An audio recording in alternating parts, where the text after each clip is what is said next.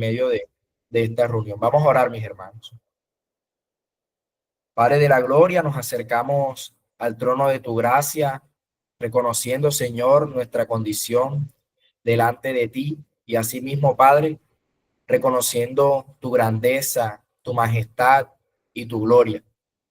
Te pedimos perdón, Señor, por todas las veces en que te hemos ofendido, por todas las veces en que hemos vivido dejándonos llevar de nuestro pecado, de nuestro orgullo, de nuestro ego, de nuestra concupiscencia y que no hemos cumplido tu voluntad. Perdónanos, Padre, y asístenos, ayúdanos a poder ser coherentes con aquello que tú nos permites escuchar, con aquello que nos has enseñado a la luz de tu palabra. También te pedimos por este espacio que permites en tu soberanía, que sea de bendición para cada uno de nosotros y que más que un crecimiento intelectual, pueda ser un crecimiento que redunde positivamente en nuestra vida de piedad. Asístenos, Señor, a través de tu Santo Espíritu. Te lo pedimos en el nombre glorioso de Jesucristo. Amén. Bueno, mis hermanos, como les decía, vamos a iniciar esta parte del discipulado enfocado en la soteriología, que como veremos es el estudio de la salvación. Pues estaba insistiendo en que fuese presencial porque ya tenemos preparado una primera evaluación. Recuerde lo que el pastor había dicho, que la idea pues es evaluar el proceso. Entonces ya saben que la próxima vez que nos veamos, con el favor de Dios, tendremos la primera evaluación escrita. Y asimismo, pues les recomiendo ir tomando apuntes para esta segunda etapa en la que quizá evaluaremos un poco más constante. Dicho esto, entonces, mis hermanos, quisiera partir con una pregunta para cada uno de los presentes y esperando pues la intervención también de ustedes. Y la primera pregunta sería, ¿qué es lo mejor que te ha pasado en la vida? Si tuviese que responder a esta pregunta, de pronto, ¿qué se viene a tu mente? ¿Qué es lo mejor que te ha pasado en la vida?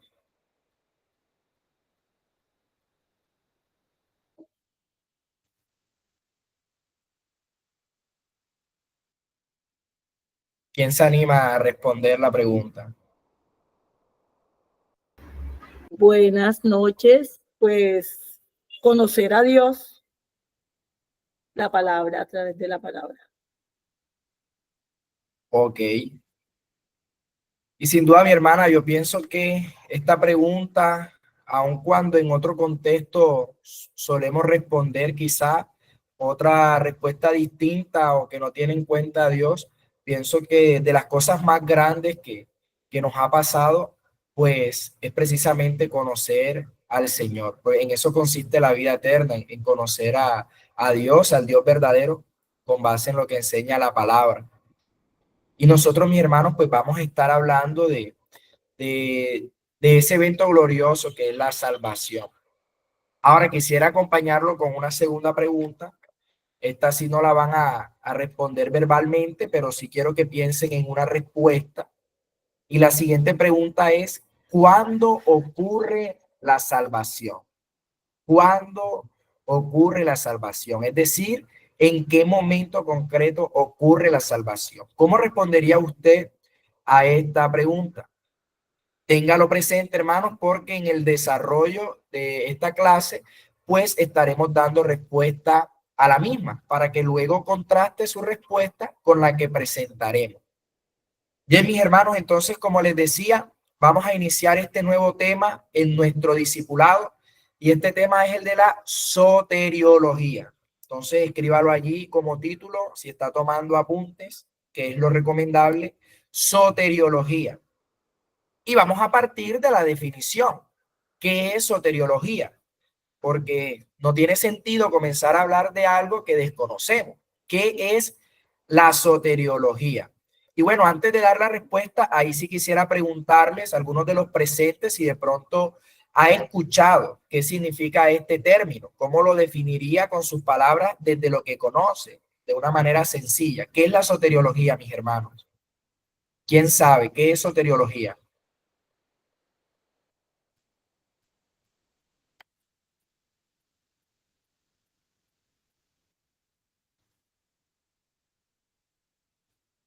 Ninguno de los presentes, entonces asumo que ninguno de los presentes de pronto está familiarizado con el término. Es la doctrina que Soteriología, habla acerca de la salvación. correcto, hermana, muy bien. Muy bien, hermana Marlady. Eso es soteriología. Está compuesto de dos términos griegos, soteria, que significa salvación, y logía, que es un sufijo que hemos escuchado bastante. Viene del griego logos, que significa estudio o tratado de. Así que en un sentido muy simple, muy técnico, eso es soteriología, estudio de la salvación. Eso es lo que nosotros vamos a estar estudiando. Eso es la soteriología, la rama de la teología sistemática que estudia cómo Dios salva a los pecadores. Y este estudio, hermanos, vamos a ver, este estudio de la salvación incluye tanto la obra del Padre en el decreto eterno, la obra del Hijo en la redención, como la obra del Espíritu Santo en la aplicación de la redención. Y esto último que acabo de mencionar se conoce como las etapas de la salvación. Vemos entonces como cada persona de la Trinidad participa de la misma. La obra del Padre en el decreto eterno, la obra del Hijo en la redención, la obra del Espíritu Santo en la aplicación de la redención. Bien, y estas etapas de la salvación, que de hecho va a ser el norte que nosotros vamos a seguir, estas etapas de la salvación, se le conoce con los siguientes nombres. Y esto pues debemos aprenderlo. Estaremos hablando entonces de la salvación planeada, la salvación ejecutada y por último la salvación aplicada.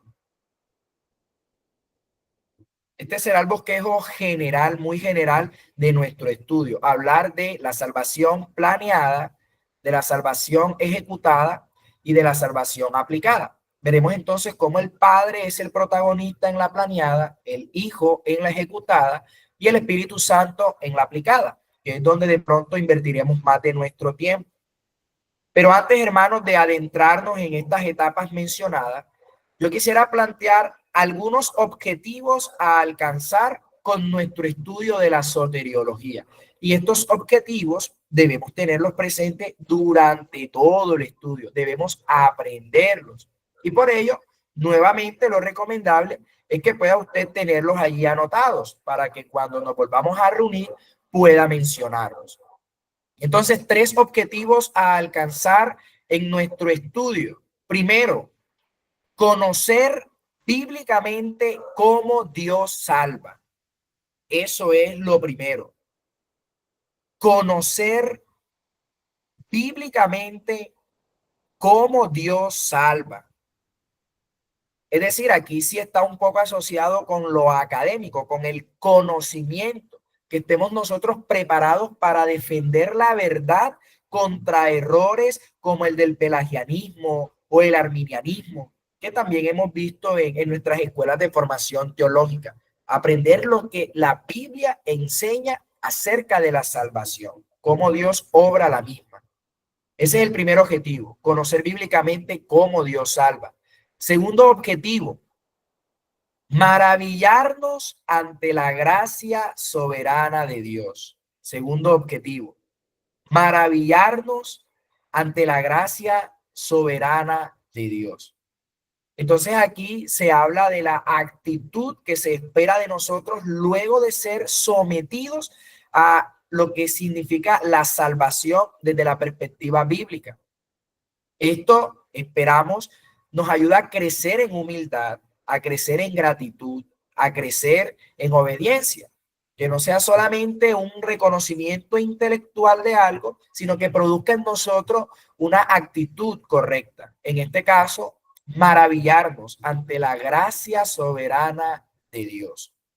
Y por último, hermanos, tercer objetivo, fortalecer nuestra seguridad en Cristo. Fortalecer nuestra seguridad en Cristo. Y nuevamente tiene que ver con lo práctico, porque no es solo que entendamos o que conozcamos en qué consiste la salvación desde la perspectiva bíblica, o no solo que nos maravillemos o nos asombremos frente a esta realidad, sino que también en nuestra vida evidenciemos esa seguridad que produce en nosotros al saber que la salvación es del Señor y no de los hombres, como estaremos aprendiendo. Esto entonces será, mis hermanos, los tres objetivos: conocer bíblicamente cómo Dios salva, maravillarnos ante la gracia soberana de Dios y, por último, fortalecer nuestra seguridad en Cristo. Bien, presentado entonces estos objetivos, ¿cuál será el bosquejo general de nuestro estudio? Ya se los mencioné. Vamos a tener como referencia las etapas de la salvación: planeada, ejecutada y aplicada. Dicho esto, entonces comencemos con la primera etapa, la salvación planeada. Y aquí estaremos entonces respondiendo a la pregunta: ¿cuándo ocurre la salvación? Recuerde que al inicio les hice la pregunta.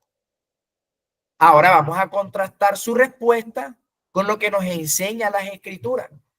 ¿Cuándo ocurre la salvación? Vamos a Efesios capítulo 1, versículo 3 al 5. Vamos a estar leyendo este versículo, mis hermanos. Efesios capítulo 1, versículo 3 al 5. Dice la Escritura. Y le voy a preguntar, después de la lectura le voy a preguntar, mi hermano. Dice la Escritura: bendito sea el Dios y Padre de nuestro Señor Jesucristo, que nos bendijo con toda bendición espiritual en los lugares celestiales en Cristo, según nos escogió en Él antes de la fundación del mundo, para que fuésemos santos y sin mancha delante de Él, en amor, habiéndonos predestinado para ser adoptados hijos suyos por medio de Jesucristo, según el puro afecto de su voluntad. Entonces, ahora viene la pregunta y la idea es que usted pueda responderla. Si somos fiel a lo que el pasaje nos presenta, con base en el texto anterior, ¿cuándo ocurre la salvación? ¿Qué respondería usted, mi hermano, luego de escuchar y leer el texto? Hermano Junior, antes de la fundación del mundo, según lo Perfecto. leído. Perfecto. Y precisamente esa frase es la que tengo resaltada: antes de la fundación del mundo. Y vamos a ver, mis hermanos, entonces que en Dios encontramos la fuente de la salvación. ¿Cuándo ocurre la salvación? Antes de la fundación del mundo. Dios es la fuente de la salvación, no nuestra decisión, no nuestro querer, no nuestras palabras, no recitar una oración. No, allí no ocurre la salvación. Él nos escogió en Él antes de la fundación del mundo. Y también nos dice qué es lo que mueve a Dios a poner esto en obra: en amor. En amor. El amor lo mueve a poner por obra un plan perfecto que tiene como fin esa salvación. Muchos cristianos, hermanos, piensan que la salvación comienza en ese momento en el que uno acepta a Cristo. Algunos incluso lo presentan así: no, tienes que aceptar a Cristo como Salvador personal para que puedas entonces a partir de ese momento ser salvo. Pero ya hemos visto cómo lo presenta la Escritura. La Biblia enseña algo más glorioso, más profundo, y que nos cuesta comprender. A nuestra mente finita y humana le cuesta entenderlo. Pero lo cierto es que Dios planeó nuestra salvación desde la eternidad, antes de que el mundo existiera, antes de que pecáramos, antes de que nosotros naciéramos. Y esta etapa de la salvación es lo que se conoce como salvación planeada y está estrechamente relacionada con el decreto de Dios. Afortunadamente, en las escuelas de formación teológica estamos viendo una temática que está también muy relacionada con esta doctrina. Y en estas clases también hemos hablado acerca del decreto eterno de salvación. Entonces recordemos, ¿qué es el decreto de Dios? ¿Qué es el decreto de Dios? ¿Quién recuerda, al menos con una palabra clave o con una frase o en sus propias palabras, qué es el decreto de Dios?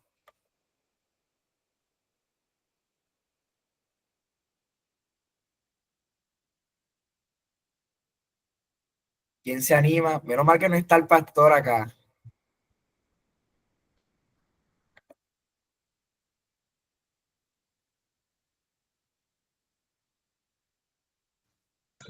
Es lo que Dios en su voluntad ha determinado para, bueno, para su creación, ¿no?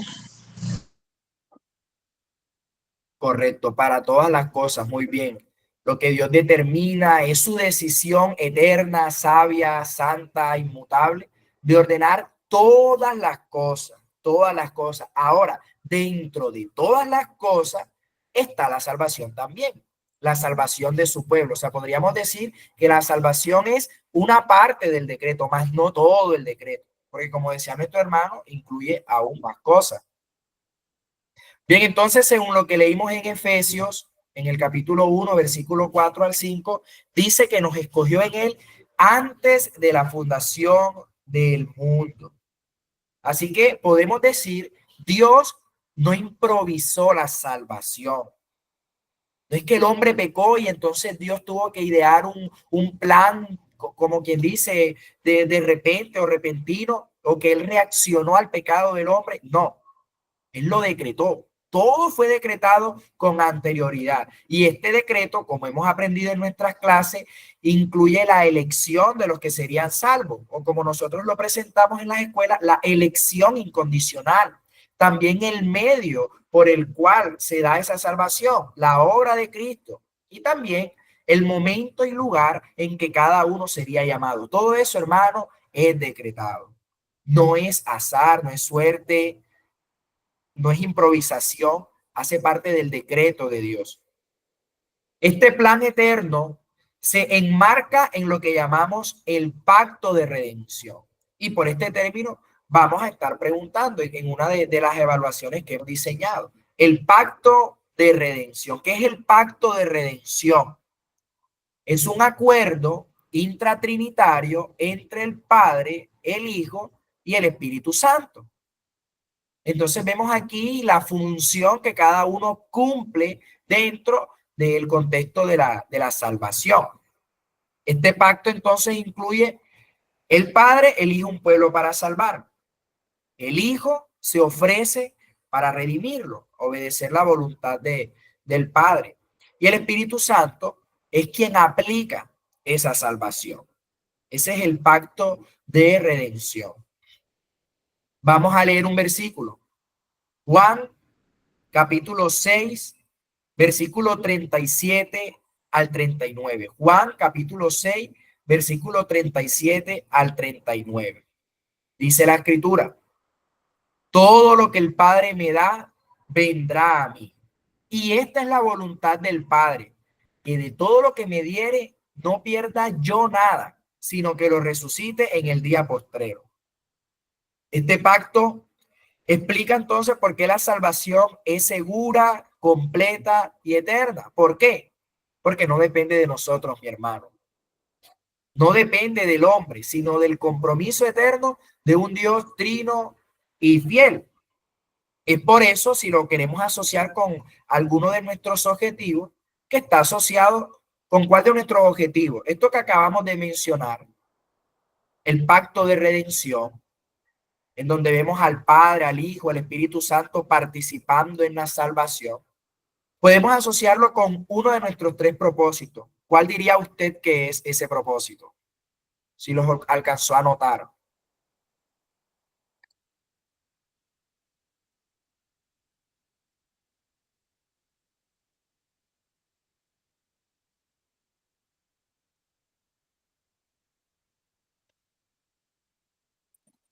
Con el tercero, fortalecer nuestra seguridad en Con el Cristo. tercero. Correcto. Fortalecer nuestra seguridad en Cristo. Nosotros vamos a aprender en este estudio, más adelante lo mencionaremos también.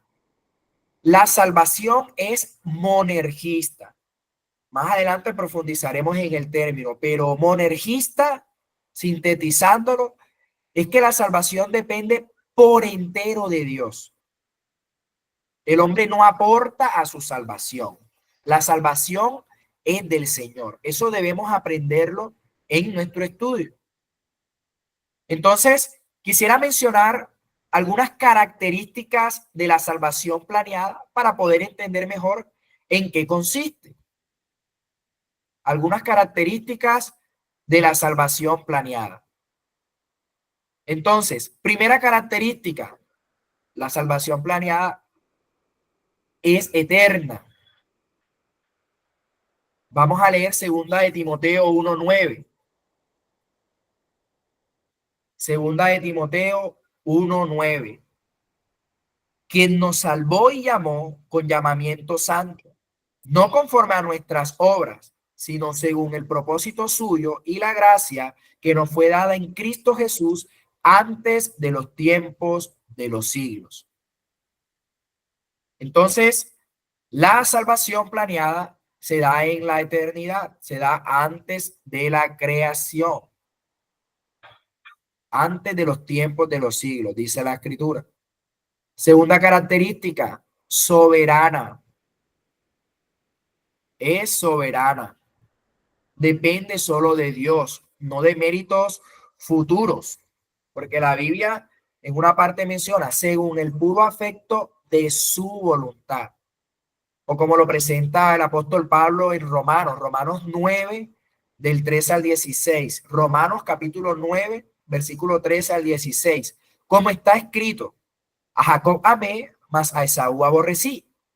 ¿Qué pues diremos? ¿Que hay injusticia en Dios? En ninguna manera. Pues a Moisés dice, tendré misericordia del que yo tenga misericordia y me compadeceré del que yo me compadezca. Así que no depende del que quiere ni del que corre, sino de Dios que tiene misericordia. Tercera característica, es por gracia. Es por amor. No hay obligación. Recordemos lo que se enseña también en Efesios en el capítulo 2, versículo 8 al 10, porque por gracia sois salvos por medio de la fe. Y se hace la aclaración, y esto no de vosotros, pues es don de Dios, no por obras, para que nadie se gloríe. Y en otro pasaje el apóstol Pablo nos presenta, o es por gracia o es por obra. Y si ya nos mencionan que no es por obra, entonces claramente la salvación es un regalo. Y por último, última característica, es inmutable. Inmutable, no cambia, no falla. ¿Por qué? Porque no depende del hombre. Depende de lo que Dios mismo ha establecido, de su decreto.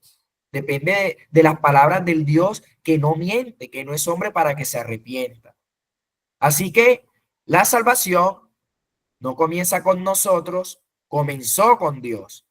Antes de que de alguna manera dijéramos sí a Cristo, el Padre ya nos había amado, el Hijo ya nos había redimido, el Espíritu ya tenía esa misión de alcanzarnos en algún punto de la historia. Y este es el fundamento sólido de toda nuestra esperanza. Fuimos salvos por gracia desde la eternidad, por Dios y para la gloria de Dios. Salvos por gracia desde la eternidad, por Dios y para la gloria de Dios. Ahora, mis hermanos, sí es bueno que meditemos en los siguientes asuntos antes de pronto de pasar a la siguiente etapa, la salvación ejecutada. Es importante que nos preguntemos primero, ¿por qué necesitamos ser salvados? ¿En qué consiste esto? ¿Cuál es la necesidad de la salvación? Y vamos a leer algunos versículos y con base en el versículo, entonces lo ideal es que usted identifique una palabra clave o una frase en cuanto a la necesidad de la salvación. Yo leeré el versículo, usted pensará ahí cuál cree que es la palabra o la frase y luego pues yo le diré la que tenemos acá subrayada para que la contraste. Y el primer versículo se encuentra en Romanos capítulo 6, versículo 23. Romanos capítulo 6, versículo 23. Porque la paga del pecado es muerte, mas la dádiva de Dios es vida eterna en Cristo Jesús, Señor nuestro. Entonces, hágale la pregunta al versículo. ¿Por qué necesitamos ser salvados? según lo que dice Romanos 6:23, ¿cuál cree usted que sería la respuesta? La paga del pecado es muerte. Necesitamos ser salvados porque si no, debemos pagar con muerte. Es lo que Dios mismo también ha establecido. Veamos otro versículo. Éxodo 34, versículo 7. Éxodo 34, versículo 7. Que guarda misericordia a millares, que perdona la iniquidad, la rebelión y el pecado, y que de ningún modo tendrá por inocente al malvado, que visita la iniquidad de los padres sobre los hijos y sobre los hijos de los hijos hasta la tercera y cuarta generación. ¿Qué frase del versículo cree usted que yo tengo acá subrayada? No lo desconecte de la pregunta, ¿por qué necesitamos ser salvados?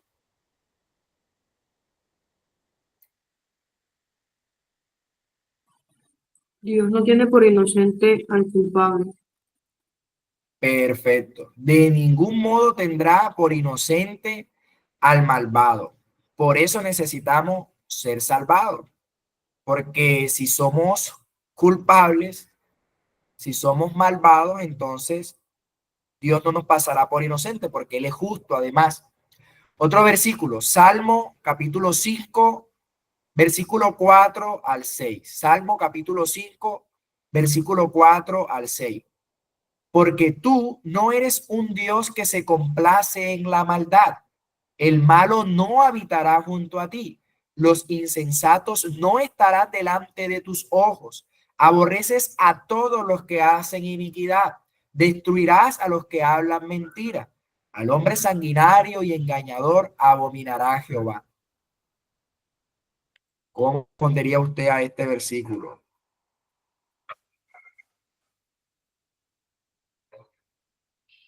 Conectado a la necesidad de la salvación.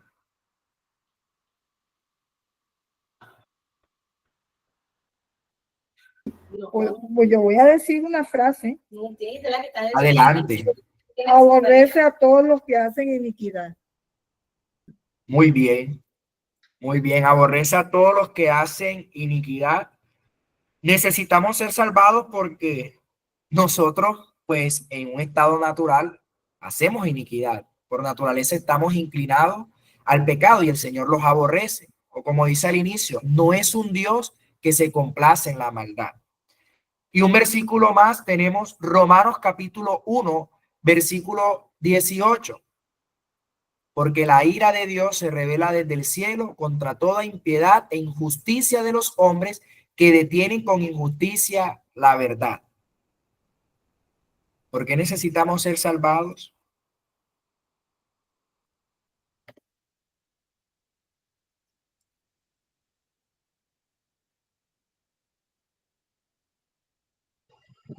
Hay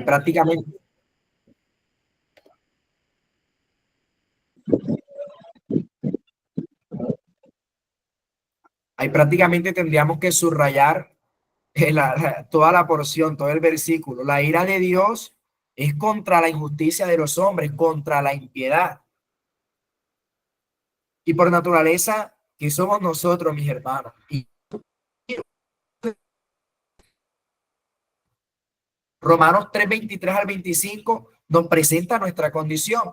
Por cuanto todos pecaron y están destituidos de la gloria de Dios, siendo justificados gratuitamente por su gracia mediante la redención que es en Cristo Jesús, a quien Dios puso como propiciación por medio de la fe en su sangre para manifestar su justicia a causa de haber pasado por alto en su paciencia los pecados pasados. Entonces, un punto de partida, la necesidad de la salvación es hablar de nuestra condición, de que somos pecadores. Deuteronomio 27, 26 dice, maldito el que no confirmare las palabras de esta ley para hacerlas. Y primera de Juan 3, 4 dice, todo aquel que comete pecado infringe también la ley, pues el pecado es infracción de la ley. Entonces, si quisiéramos sintetizarlo, ¿por qué el ser humano necesita salvación? Hermanos, porque hemos pecado contra Dios, quien es santo, quien es justo, quien no tendrá por inocente al culpable.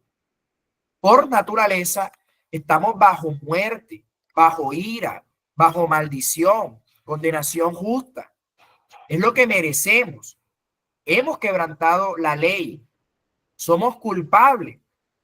Y Santiago también enseña que si tú infringes la ley en tan solo un punto, ya te haces culpable de los demás. Así que si alguna vez hemos fallado en alguno de los mandamientos, ya nos hacemos culpables de todos los demás.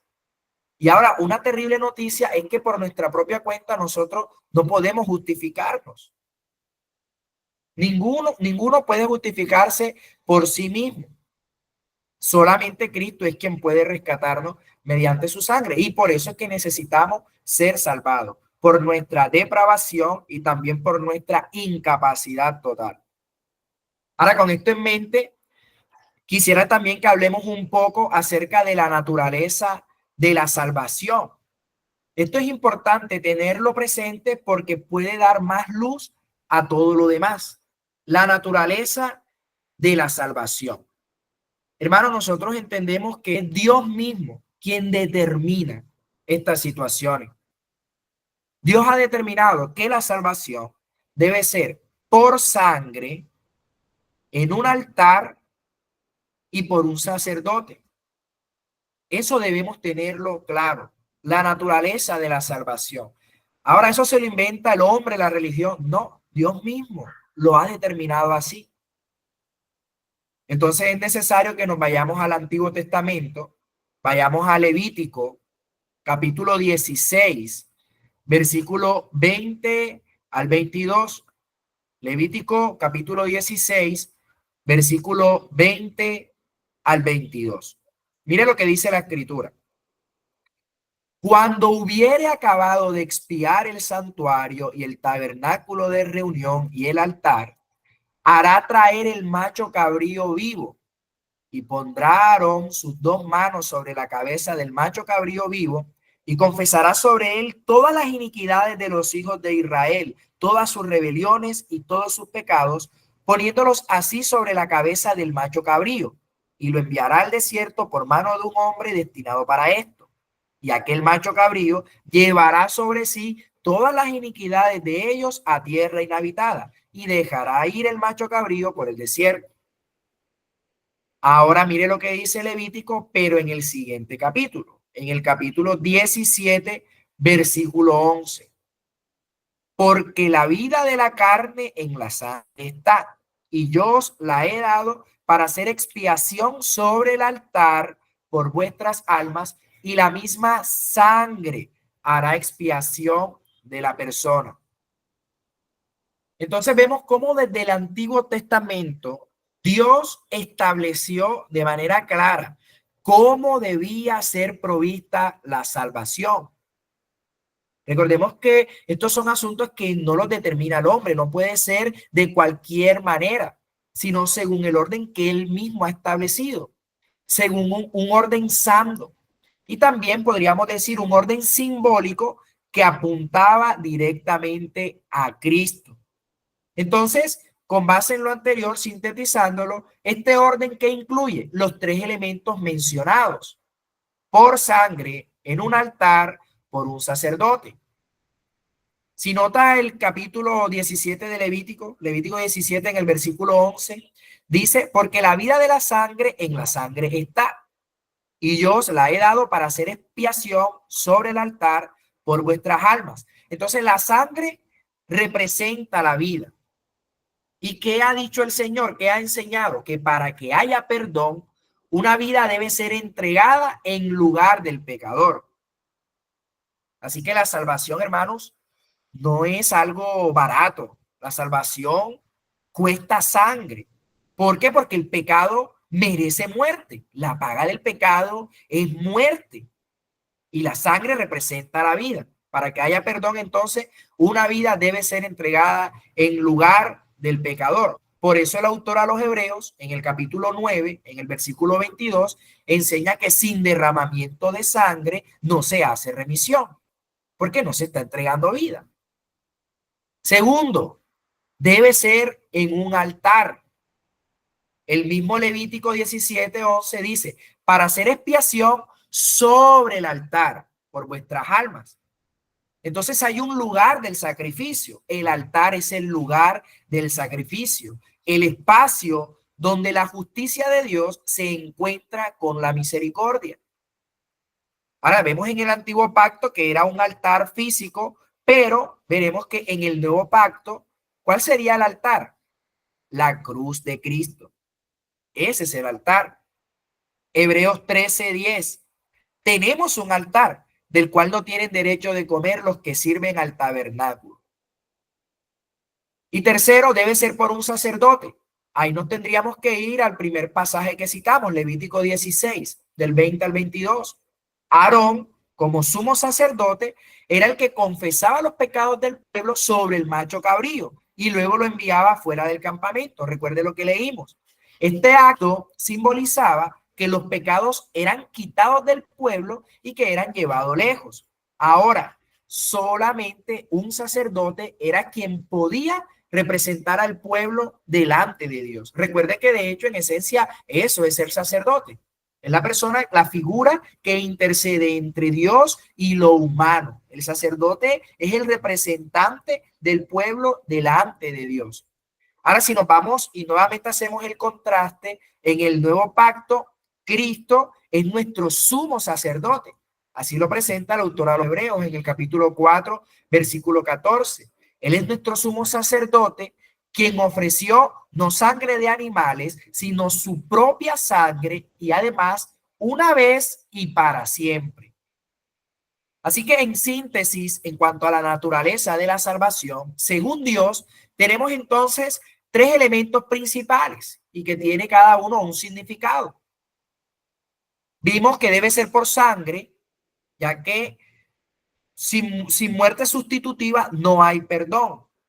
Vimos también que debe ser en un altar, ese es el lugar designado por Dios para el sacrificio, y que debe ser por un sacerdote, el mediador, el que ofrece el sacrificio en favor del pueblo. Ahora, hermanos, si usted analiza, estos tres elementos se cumplen perfectamente en Cristo. Estos elementos mencionados que aparecen desde el Antiguo Testamento, en Cristo se cumplen de manera perfecta. Él dio su sangre. Murió en la cruz, el altar definitivo. Y además lo hizo como nuestro sumo sacerdote eterno. Porque Cristo, sacerdote. Hebreos 9:12 dice, entró una vez para siempre en el lugar santísimo, habiendo obtenido eterna redención.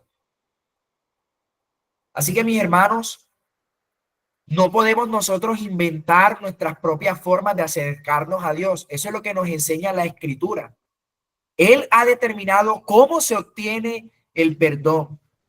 Y si vemos toda la religión del Antiguo Testamento, que hay muchas veces que hay muchos asuntos que no entendemos, que no comprendemos y leemos y se hace algo complejo. Todas esas realidades del Antiguo Testamento apuntan a Cristo, porque Él es el sacrificio, Él es el altar, Él es el sacerdote. Hoy nosotros no traemos animales, traemos fe en el Cordero de Dios que quita el pecado del mundo.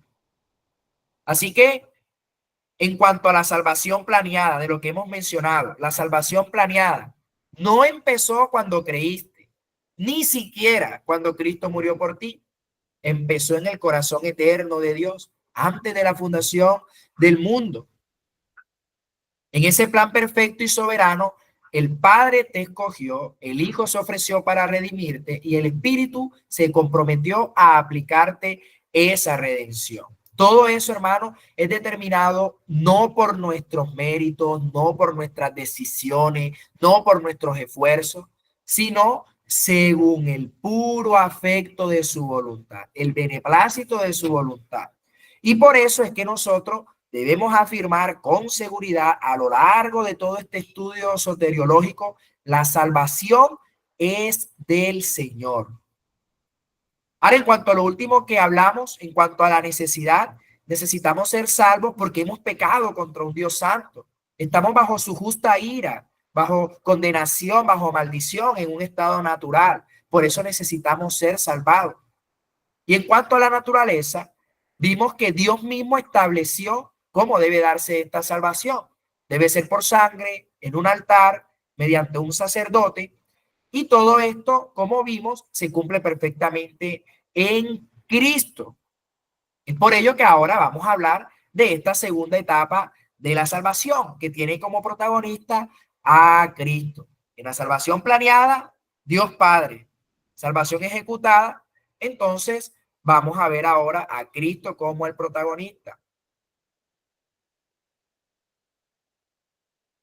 ¿Qué significa que la salvación fue ejecutada? ¿Qué significa que la salvación fue ejecutada? Esto significa, hermanos, que Cristo vino a cumplir el propósito eterno del Padre. Cristo realiza todo lo necesario para asegurar, para consumar la salvación de los elegidos. Juan 17:4. Yo te he glorificado en la tierra, he acabado la obra que me diste que hiciese. Hermanos, Cristo no vino para intentar salvar, no vino para hacer posible la salvación, no, él vino a efectuar la salvación de su pueblo. Y quisiera entonces que en cuanto a la salvación ejecutada, veamos tres elementos claves de la salvación ejecutada o lo que pudiese ser lo mismo, tres elementos clave de la obra de Cristo. Primero, la salvación es sustitutoria. Esto también se conoce como vicaria. La salvación es vicaria, es sustitutoria. Cristo murió en la cruz en lugar de su pueblo, cargando sus pecados, absorbiendo la ira de Dios. Esta, hermanos, es la base de nuestra justificación. Una muerte sustitutiva, penal y eficaz. Entonces veamos algunos versículos. Y haremos lo mismo. Vamos a presentar la idea central con respecto a la salvación sustitutoria y vicaria. Tenemos primero Hebreos capítulo 9, versículo 18 al 26. Es un poco extenso, entonces trate de centrarse en la idea central. ¿En qué sentido este versículo nos habla de esta salvación vicaria o sustitutoria? Hebreos 9, del 18 al 26. Haga el ejercicio, mi hermano. Hebreos 9, del 18 al 26. Dice la escritura: de donde ni aún el primer pacto fue instituido sin sangre, porque habiendo anunciado a Moisés todos los mandamientos de la ley a todo el pueblo, tomó la sangre de los becerros y de los machos cabríos con agua, lana, escarlata e hisopo, y roció el mismo libro y también a todo el pueblo, diciendo: esta es la sangre del pacto que Dios os ha mandado. Y además de esto, roció también con la sangre el tabernáculo y todos los vasos del ministerio. Y casi todo es purificado según la ley con sangre, y sin derramamiento de sangre no se hace remisión. Fue pues necesario que las figuras de las cosas celestiales fuesen purificadas así, pero las cosas celestiales mismas con mejores sacrificios que estos. Porque no entró Cristo en el santuario hecho de mano, figura del verdadero, sino en el cielo mismo, para presentarse ahora por nosotros ante Dios. Y no para ofrecerse muchas veces, como entra el sumo sacerdote en el lugar santísimo cada año con sangre ajena.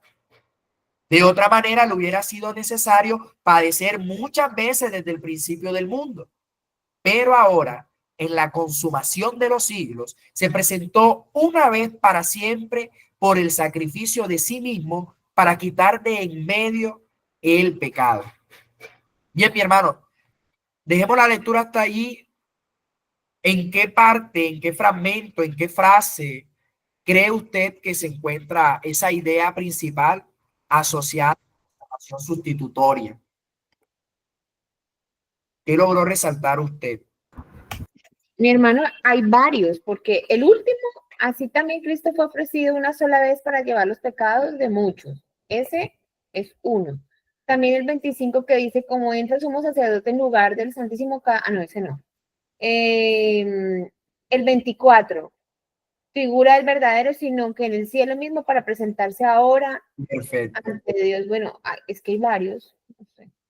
perfecto. Y yo me quedaría principalmente con el que mencionó del 24, pero ciertamente toda la porción está enfocada a presentarnos esa realidad. Vemos entonces cómo desde el Antiguo Testamento se requería sangre para el perdón, pero Cristo ofreció su propia sangre una vez para siempre como sacrificio sustituto en el verdadero santuario celestial. El antiguo pacto exigía la sangre de animales. Cristo se presentó en el cielo por nosotros, que es lo que leíamos en el versículo. Se presenta por nosotros, quitando el pecado por su sacrificio. Su obra entonces fue única, fue suficiente, pero además fue vicaria, sustitutoria. Hay un siguiente versículo más sencillo para usted, Isaías capítulo 53, es un solo versículo, versículo 6. Isaías 53, 6. Todos nosotros nos descarriamos como ovejas, cada cual se apartó por su camino, mas Jehová cargó en él el pecado de todos nosotros. ¿Cuál deberíamos subrayar allí? ¿Qué frase? Más Perfecto. La última frase, muy bien. Mas Jehová cargó en él el pecado de todos nosotros. Nosotros fuimos los que pecamos.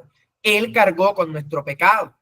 Todos nos descarriamos, pero Jehová puso sobre él la culpa de todos. Entonces vemos aquí una sustitución directa. El inocente por los culpables. Otro versículo más, Juan capítulo 1, versículo 29. El siguiente día vio Juan a Jesús que venía a él y dijo, he aquí el Cordero de Dios que quita el pecado del mundo. Jesús, hermanos, es ese Cordero de Dios que quita el pecado. Él no simplemente lo denuncia, lo reprueba o lo ignora. Él lo lleva y lo elimina como sustituto. Así como los corderos del Antiguo Testamento eran sacrificados por los pecadores, Jesús es el cumplimiento perfecto de ese símbolo. Él es el sustituto definitivo. Segunda a los Corintios 5:21, leámoslo también. Segunda a los Corintios 5:21. Al que no conoció pecado, por nosotros lo hizo pecado, para que nosotros fuésemos hechos justicia de Dios en él. Nuevamente, Cristo fue hecho pecado por nosotros, para que nosotros fuéramos hechos justos en él. Aquí se ve el gran intercambio, nuestro pecado sobre él, su justicia sobre nosotros, glorioso intercambio. Y eso solo es posible por sustitución. Recuerde que estamos hablando que la salvación es vicaria y estamos hablando de la salvación ejecutada por Cristo, por la obra de nuestro Señor. Gálatas capítulo 3, versículo 13. Gálatas 3, 13. Cristo nos redimió de la maldición de la ley, hecho por nosotros maldición, porque está escrito, maldito todo el que es colgado en un madero. Cristo fue hecho maldición por nosotros, tomando el castigo que la ley demanda por el pecado. Así que cuando Cristo es colgado en el madero, sufrió el castigo que era reservado para los malditos. Entonces, él fue colgado allí no por sus propios pecados, no porque él fuese maldito, sino por nuestros pecados. Y por eso también tenemos un pasaje más, Primera de Pedro, capítulo 2, versículo 24. Primera de Pedro 2, 24. Quien llevó él mismo nuestros pecados en su cuerpo sobre el madero, para que nosotros, estando muertos a los pecados, vivamos a la justicia y por cuya herida fuisteis sanados. Entonces, Jesús llevó nuestros pecados en su cuerpo sobre la cruz para que nosotros vivamos a la justicia. Y a esto es a lo que nos referimos con salvación sustitutoria o vicaria. Esto enfatiza ese aspecto personal y sustitutivo de la cruz. Él murió con nuestros pecados sobre sí para que nosotros vivamos libres de ellos. Veamos el segundo elemento clave de la obra de Cristo. La salvación ejecutada, que es de lo que ya estamos hablando, incluye también la obediencia activa y pasiva de Cristo. La salvación ejecutada incluye la obediencia activa y pasiva de Cristo. Y es bueno que logre usted, mi hermano, hacer la distinción porque también pues le estaremos preguntando por ello. En la obra redentora de Cristo distinguimos estos dos aspectos inseparables de su obediencia. Obediencia activa y obediencia pasiva. ¿Qué es la obediencia activa? Es su vida perfecta de cumplimiento total de la ley. Su vida perfecta de cumplimiento total de la ley.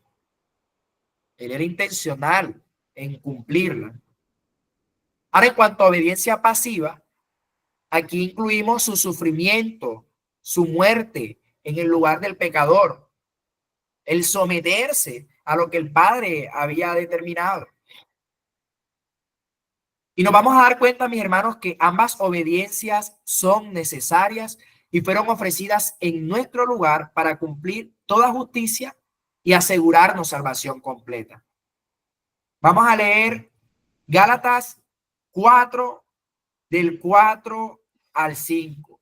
Y usted me va a decir si es activa o pasiva, si es obediencia activa u obediencia pasiva. Gálatas 4, del 4 al 5. Analice bien, hermano. Dice la escritura: pero cuando vino el cumplimiento del tiempo, Dios envió a su Hijo, nacido de mujer y nacido bajo la ley, para que redimiese a los que estaban bajo la ley, a fin de que recibiésemos la adopción de hijos.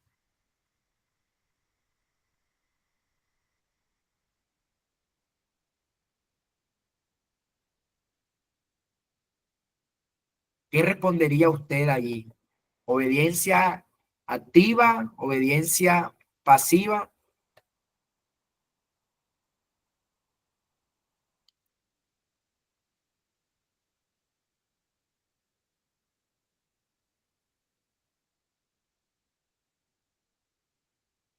Nos dice que Cristo fue nacido bajo la ley. ¿Y esto qué significa o qué implica? Que Cristo haya nacido bajo la ley. Él fue nacido bajo la ley para obedecerla perfectamente en nuestro lugar. Y cuando hablamos ya desde este enfoque, entonces estaríamos hablando de su obediencia activa. Él cumplió toda la ley que nosotros quebrantamos. Él cumplió toda la ley que nosotros quebrantamos. Recuerde que con tan solo faltar a un punto ya nos hacemos culpables de todos los demás. Así que la obediencia de Cristo, hermanos, no fue solamente evitar el pecado, sino también vivir una vida perfecta de justicia para que se nos impute a nosotros, como lo enseña 2 Corintios 5:21. Ahora quisiera también citar otro texto y nuevamente la misma pregunta, si es obediencia activa o pasiva. Lea con atención, Romanos capítulo 8. Vamos a leer solamente el versículo 3 y el 4. Romanos 8, 3 y 4. Y luego usted me dirá si es obediencia activa o pasiva. Porque lo que era imposible para la ley, por cuanto era débil por la carne, Dios, enviando a su Hijo en semejanza de carne de pecado y a causa del pecado, condenó al pecado en la carne, para que la justicia de la ley se cumpliese en nosotros, que no andamos conforme a la carne, sino conforme al Espíritu. Pasiva. Muy bien. Cristo no solo es pasiva. ¿En qué sentido? Cristo no solo vivió justo, que es obediencia activa, lo que ya vimos, sino que él también en su cuerpo condenó el pecado. Y aquí lo asociamos con obediencia pasiva, recibiendo la pena por nosotros. Así que, sintetizándolo, su vida obediente y su muerte sustitutoria cumplen completamente con la ley a nuestro favor. Si vemos Primera de Pedro 3:18, mire lo que nos enseña, Primera de Pedro 3:18. Porque también Cristo padeció una sola vez por los pecados, el justo por los injustos, para llevarnos a Dios, siendo a la verdad muerto en la carne, pero vivificado en espíritu. Aquí, ¿qué obediencia se resalta? ¿Activa o pasiva? Pasiva. Nuevamente pasiva, muy bien. Se resalta su obediencia pasiva. Cristo sufrió en nuestro lugar, como el justo que muere por los injustos. Su muerte, entonces, hermanos, fue sustitutoria y expiatoria, pero solo fue válida. ¿Por qué? Porque él vivió en perfecta justicia, la cual también se nos imputa. La salvación que Cristo nos asegura no solamente se basa en su muerte en la cruz, y eso debemos tenerlo claro, también en su vida perfectamente obediente. Él vivió por nosotros cumpliendo toda la ley, esto es obediencia activa, pero también murió por nosotros, padeció cargando nuestro castigo. Se hizo obediente hasta la muerte, obediencia pasiva. Ahora, aun cuando nosotros le damos estos títulos, estos nombres, realmente ambas obediencias son inseparables, son complementarias y además necesarias para que la justicia de Dios se cumpla plenamente en nuestro favor. Así entonces, somos salvos no solo porque nuestros pecados fueron quitados, sino también porque se nos ha imputado la justicia perfecta del Hijo de Dios, el justo por los injustos para llevarnos a Dios. Y por último, mi hermano, de manera más breve, veamos el tercer elemento clave de la obra de Cristo. Recuerde que estamos hablando de la salvación ejecutada. Ya vimos que la salvación es sustitutoria y vicaria, que incluye la obediencia activa y pasiva de Cristo. Ahora veamos por último que la salvación es consumada.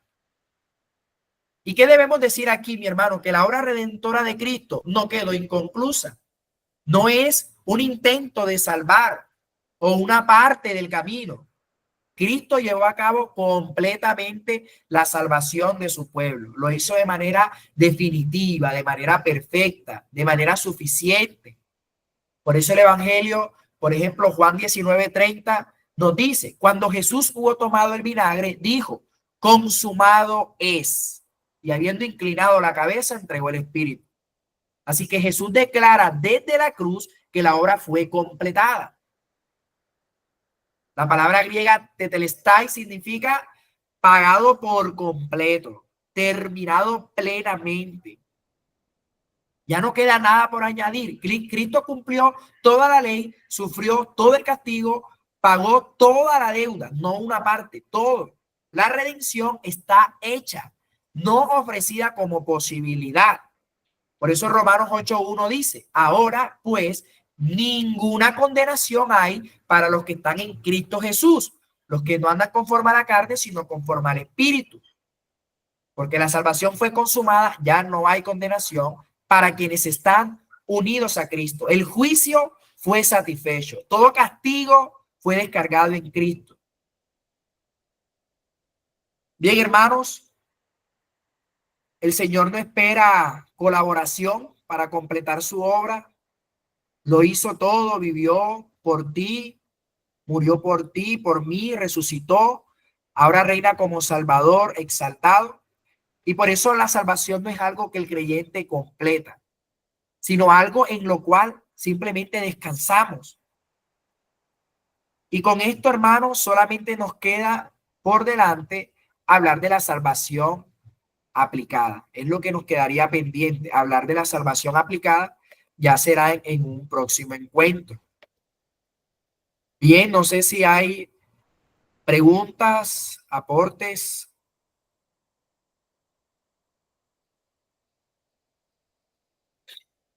Espero que haya quedado claro, mis hermanos. Y bueno, orándole a Dios, si es su voluntad, que sea su voluntad, que el próximo encuentro pueda ser presencial, si el Señor así lo permite. Y recuerde también, vaya preparado, le advierto de antemano, que se le estará evaluando, entonces repase el contenido anterior. Y también para la retroalimentación de la clase. Marcos, el pastor nos dijo que nos iba a dar un taller para un cuestionario. Ok, para sobre la- los atributos. sobre todos los temas para la evaluación. Ah, bueno, sí, sí. Yo le pregunto al pastor y se los puedo entonces también enviar como un material de repaso, digamos, para que ustedes también lo tengan ahí, entre semana puedan repasar e ir preparados el viernes. Ok, gracias. Con gusto, mi hermano. Bien, mis hermanos, entonces les propongo que oremos para cerrar este espacio. Espero que haya sido de provecho. Yo allí también les compartiré como una conclusión, una síntesis de lo que hoy expusimos. Y también, pues, en cualquier momento, si tienen alguna pregunta, pues la pueden compartir por el grupo y ahí estaremos, pues, dando respuesta. Vamos a orar, mis hermanos. Padre de la gloria, sea tu nombre exaltado, Señor, sobre todo nombre. Una vez más, Padre, quedamos maravillados frente a tu grandeza, frente a la realidad de la salvación, que no hicimos nada, Señor, sino que desde antes de la fundación del mundo, tú decidiste escoger un pueblo para sí. No viste nada bueno en nosotros, ningún mérito, sino que lo débil, lo vil, lo menospreciado, fue lo que escogiste, Señor, con el propósito de mostrar tu gloria, de mostrar tu grandeza y tu poder. Ayúdanos, Padre, a tener presente cada día de nuestras vidas esta verdad, que descansamos en ti, que dependemos en todo de ti, que eres nuestra roca fuerte. El único lugar, Señor, en el que podemos estar completamente seguros y hallar paz. Ayúdanos, Padre, a que frente a las circunstancias, frente a las dificultades, los oprobios, que siempre, Señor, podamos descansar en ti, en que tú controlas todas las cosas. Padre, porque si nos diste a Cristo, lo más valioso, lo más importante que nos ha sucedido, ¿por qué dudar de las cosas secundarias, Señor? Gracias por darnos a un Salvador. Ayúdanos a tenerlo presente cada día de nuestras vidas. Te lo pedimos en el nombre de Jesús. Amén.